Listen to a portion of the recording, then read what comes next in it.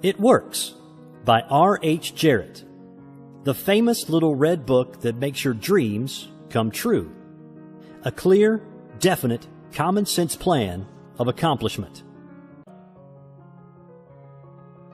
All who joy would win must share it. Happiness was born a twin. Lord Byron. Send It Works to your friends. The author sent the manuscript of this book for criticism to a friend who returned it with the notation, "It works." This judgment born of experience was adopted as the title of the book. A concise, definite, resultful plan with rules, explanations, and suggestions for bettering your condition in life. If you know what you want, you can have it. The man who wrote this book is highly successful and widely known for his generosity and helpful spirit. He gives full credit for all that he has accomplished in mastering circumstances, accumulating wealth, and winning friends to the silent working out of the simple, powerful truth which he tells of in his work.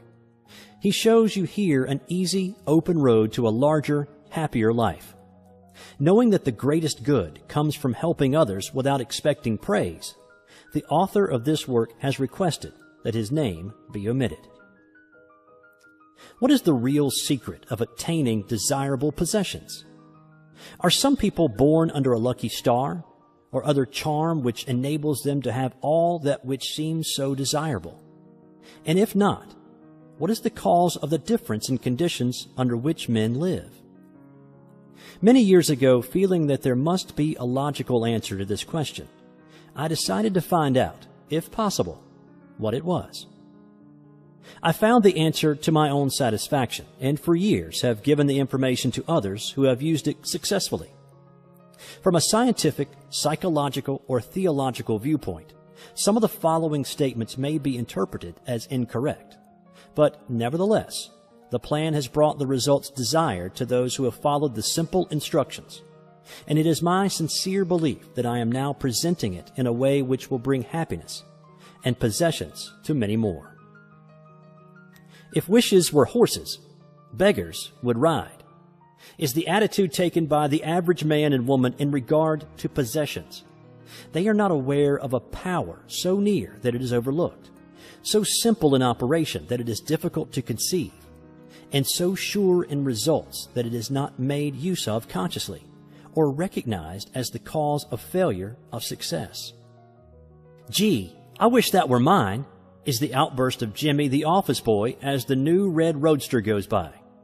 And Florence, the telephone operator, expresses the same thought regarding a ring in the jeweler's window, while poor old Jones, the bookkeeper, during the Sunday stroll replies to his wife, "Yes, dear, it would be nice to have a home like that, but it is out of the question. We will have to continue to rent." Landum, the salesman, protests that he does all the work, gets the short end of the money, and will someday quit his job and find a real one. And President Bondum, in his private sanctum, voices a bitter tirade against the annual attack of hay fever. At home, it is much the same. Last evening, father declared that daughter Mabel was headed straight for disaster.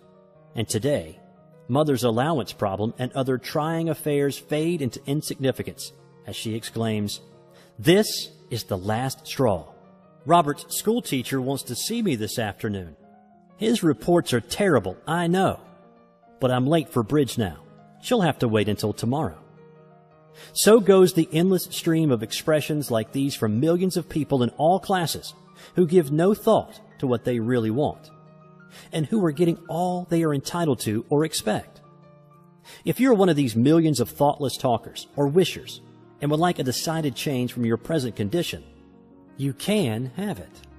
But first of all, you must know what you want.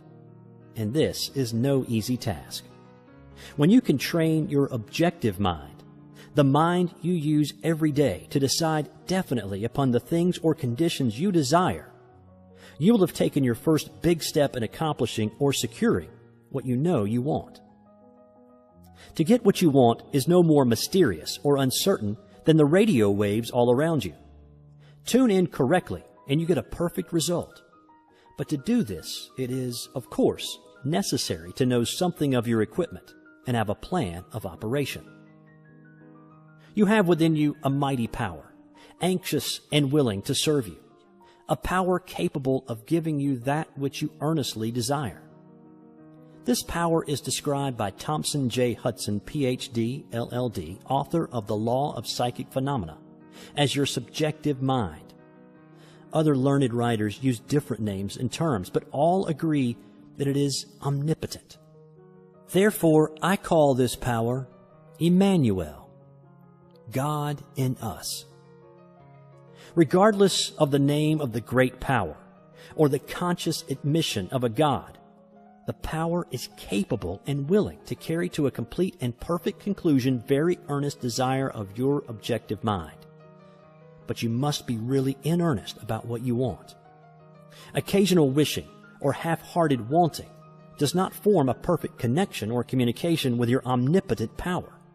You must be in earnest, sincerely and truthfully desiring certain conditions or things, mental, physical, or spiritual.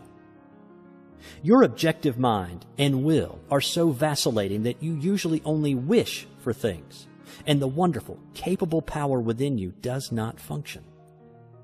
Most wishes are simply vocal expressions. Jimmy the office boy gave no thought of possessing the red roadster.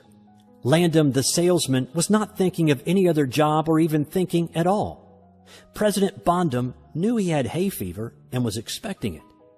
Father's business was quite successful, and Mother, no doubt, brought home first prize from the bridge party that day.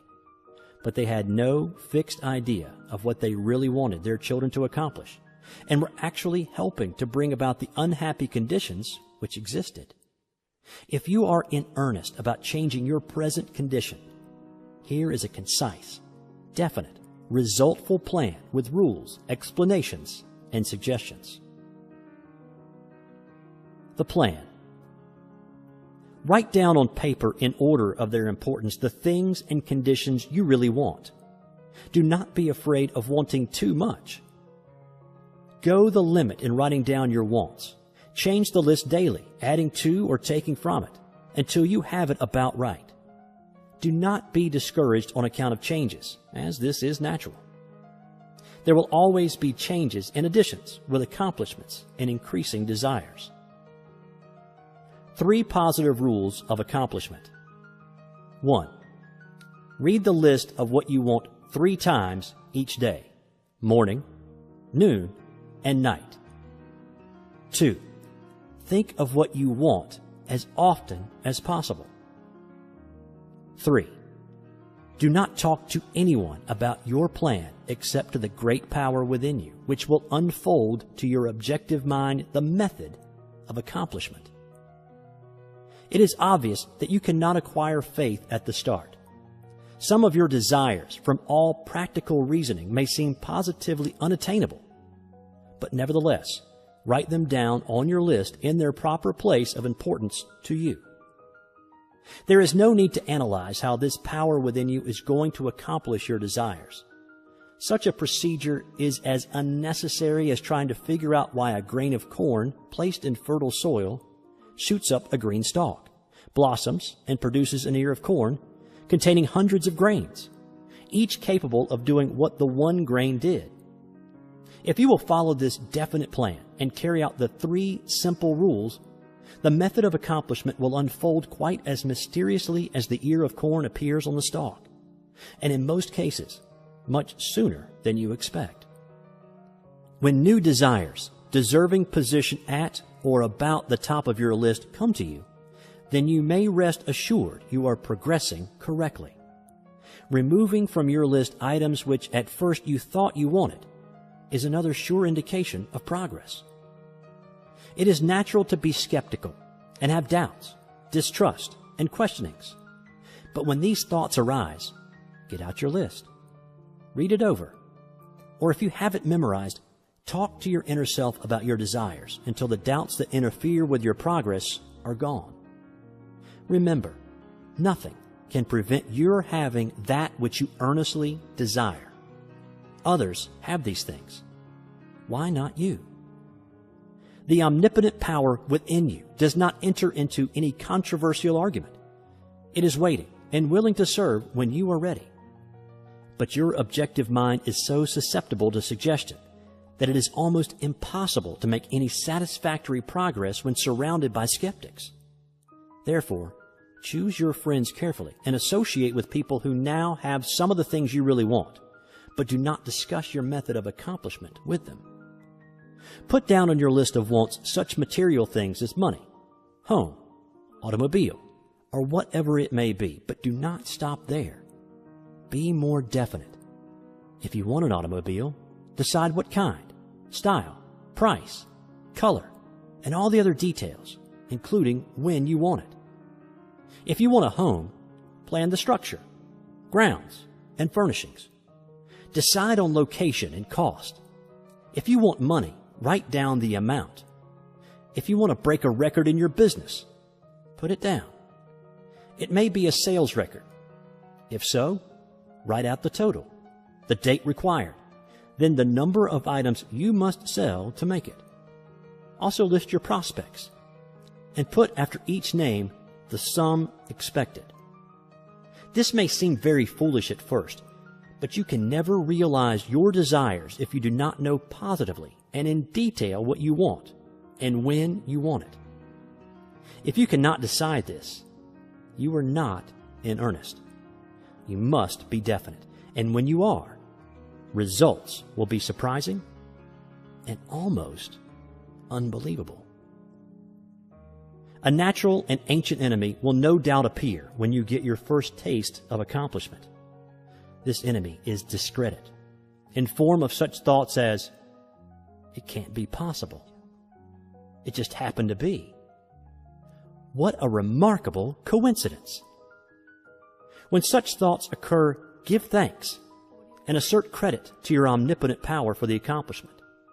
By doing this, you gain assurance and more accomplishment, and in time, prove to yourself that there is a law which actually works at all times when you are in tune with it. Sincere and earnest thanks cannot be given without gratitude, and it is impossible to be thankful and grateful without being happy.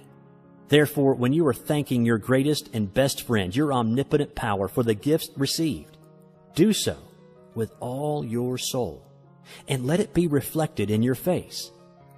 The power and what it does is beyond understanding. Do not try to understand it, but accept the accomplishment with thankfulness, happiness, and strengthened faith. Caution. It is possible to want and obtain that which will make you miserable, that which will wreck the happiness of others, that which will cause sickness and death, that which will rob you of eternal life. You can have what you want, but you must take all that goes with it. So in planning your wants, plan that which you are sure will give to you and your fellow man the greatest good here on earth, thus paving the way to that future hope beyond the pale of human understanding. This method of securing what you want applies to everything you are capable of desiring, and the scope being so great, it is suggested that your first list consist of only those things with which you are quite familiar, such as an amount of money or accomplishment, or the possession of material things. Such desires as these are more easily and quickly obtained than the discontinuance of fixed habits, the welfare of others, and the healing of mental or bodily ills. Accomplish the lesser things first, then take the next step. And when that is accomplished, you will seek the higher and really important objectives in life. But long before you reach this stage of your progress, many worthwhile desires will find their place on your list. One will be to help others as you have been helped. Great is the reward to those who help and give without thought of self, as it is impossible to be unselfish without gain. In conclusion, a short while ago, Dr. Emil Koo came to this country and showed thousands of people how to heal themselves. Thousands of others spoofed at the idea, refused his assistance, and are today where they were before his visit. So with the statements and plan presented to you now, You can reject or accept. You can remain as you are or have anything you want. The choice is yours.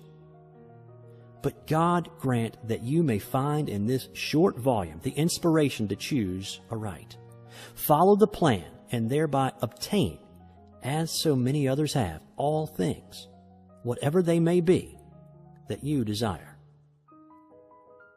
Read the entire book over again and again and then again. Memorize the 3 simple rules.